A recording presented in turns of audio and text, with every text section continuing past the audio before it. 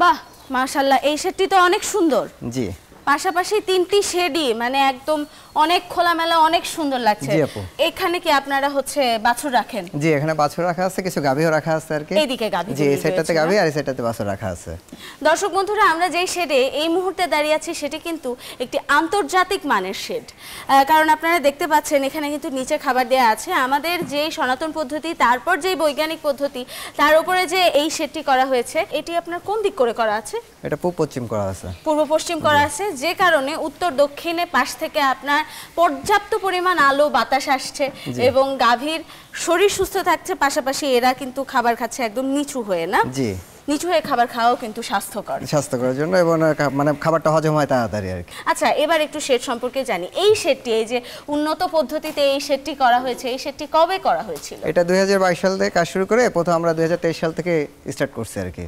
এখানে তো বেঁধে রাখা নাই, না, এগুলো একদম খোলামেলা খাবার দেয়া আছে, গরু তার ইচ্ছা স্বাধীন করে, হ্যাঁ, ইচ্ছা স্বাধীনভাবে হাঁটছে, ঘুরছে ফিরছে, আবার যখন তার খাবারের দরকার তখন তারা নিজেরাই খাচ্ছে। আচ্ছা, পানির ব্যবস্থা আলাদা পাত্র রাখা আছে, ওইদিকে আলাদা পাত্র রাখা আছে, পাত্রতে ওরা ইচ্ছা স্বাধীন মতো চেয়ে খাচ্ছে। যে এই বাছুরটি যদি আমরা দেখি, একটু আসি এই বাছুরের কাছে। এই বাছুরটিও কিন্তু মানে আমি যদি বেঁধে রাখি ওর বিকাশটা ঠিকমতো হচ্ছে না।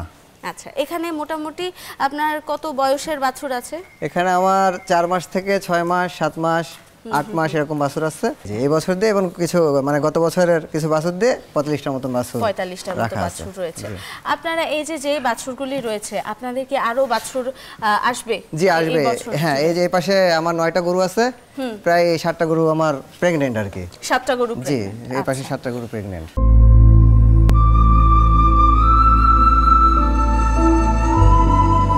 Harlan, be a show stealer. Available at Harlan stores. পুরো বছর শেষে এই যে 45টা সহ এই বছর আপনারা কি রকম চিন্তা করছেন, কয়টা বাছুর হবে? এই বছরে চিন্তা করতেছি প্রায় 50 প্লাস হবে আর কি।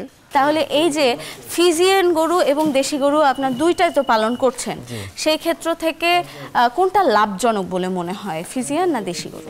আপনাদের দেশি গরুতে লাভ বলতে আপনার দেশি গরুতে আপনার খায় কম বা প্রোডাকশন মানে দুধের প্রোডাকশনটা কম, ওরা খাবারও খায় কম, দুধের প্রোডাকশনও কম, বাছুর ভালো পাওয়া যাচ্ছে।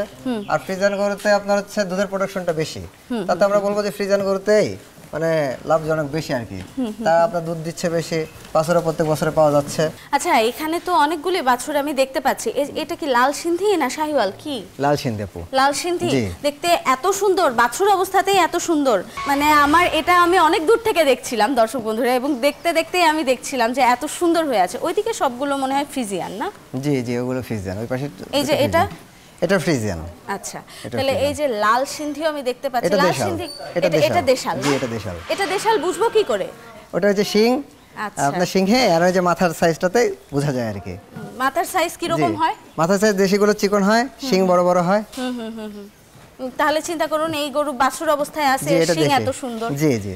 আচ্ছা, এখানে মোটামুটি আমরা 3 ধরনেরই পেয়েছি, এই যে ফিজিয়ানও পেয়েছি, দেশিও পেয়েছি। এই যে হাতের কাছে দেশি গরু মানে বাছুরটি রয়েছে, এই বাছুরটি আপনারা কত দামে বিক্রি করবেন? এই বাছুরটি আমরা বিক্রি করব 70 থেকে 75 হাজার টাকা।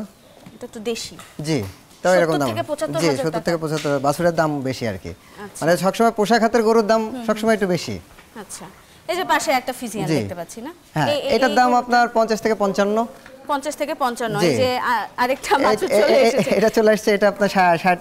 আচ্ছা, ওই যে সামনে এখন চলে গেছে, এই যে লাল সিন্ধি, যেটা দেখে বললাম যে অনেক ভালো লাগছে দেখে, শরীরের গড়নটাও অনেক সুন্দর।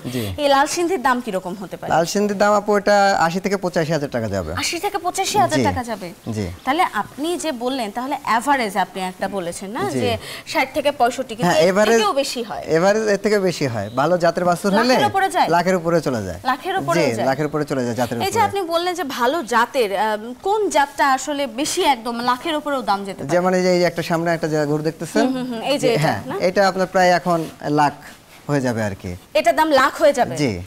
বাহ।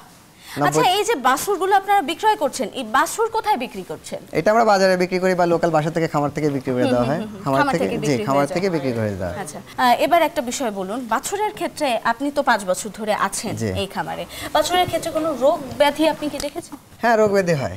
কি রোগ ব্যাধি হয়? রোগ ব্যাধি বলতে আপনার যে আপনাকে এর আগে যে বললাম যে আপনার এফএমডি যেটা, তারপরে অ্যানথ্রাক্স, তারপর জ্বর আসে, এগুলো আমরা প্রাথমিক চিকিৎসা দেওয়া হয় আর কি।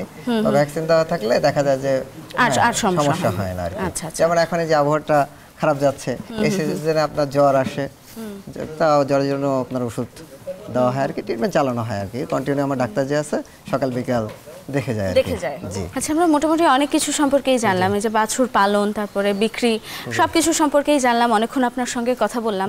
ভবিষ্যতে কি এই খামারে থাকার চিন্তা আছে? জি ইনশাআল্লাহ আছে। আর ভবিষ্যতে গরু পালন, নিজের একটা খামার? খামার করার ইচ্ছা আছে আর কি। আচ্ছা আচ্ছা, অনেকক্ষণ কথা বললাম আপনার সঙ্গে, কথা বলেও ভালো লাগলো।